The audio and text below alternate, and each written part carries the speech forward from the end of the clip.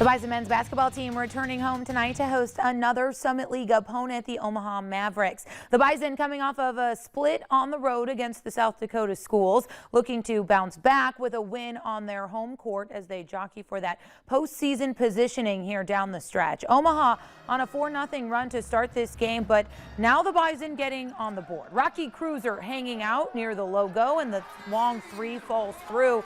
The Mavericks lead cut down to 1.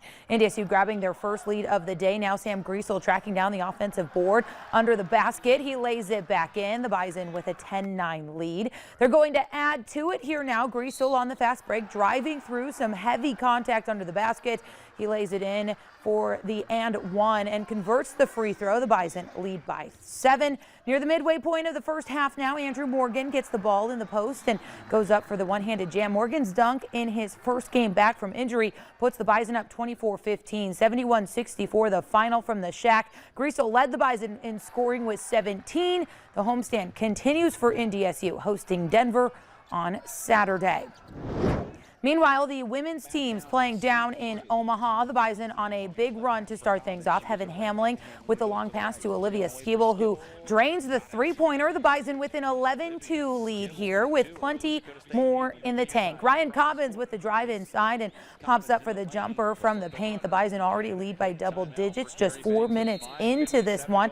Omaha battling back to make it an 8-point game, but Katie Hildebrandt is left all alone behind the arc to move the Bison lead back to 11. NDSU with a dominant 69-54 win, snapping a 2-game losing streak and getting revenge over the Mavs from early January. Bison head to Denver for Saturday's matchup.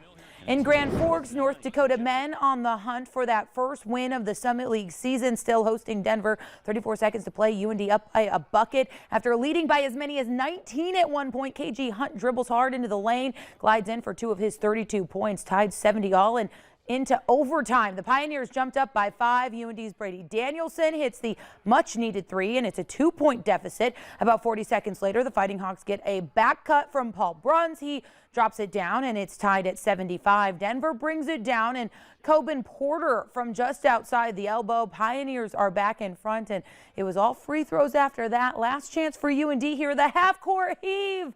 No good as North Dakota falls 81-79 in overtime. UND will wrap up its 3-game homestand on Saturday with Omaha. Fighting Hawks women in Denver tonight, back to their winning ways after a pair of losses to SDSU and USD, defeating the Pioneers 73-64. Roso's Casey Baravich leading the field with 24 for the Hawks, including sinking 11 of 12 from the charity stripe. Down the stretch there, looking real good for the Fighting Hawks ladies. Lots of hoops. Such a run. Yes, she has been so much fun. Her younger sister with the Gophers, excited to see what she's going to do with them as she continues to mature into their program. A talented family. All right, thanks, Ben.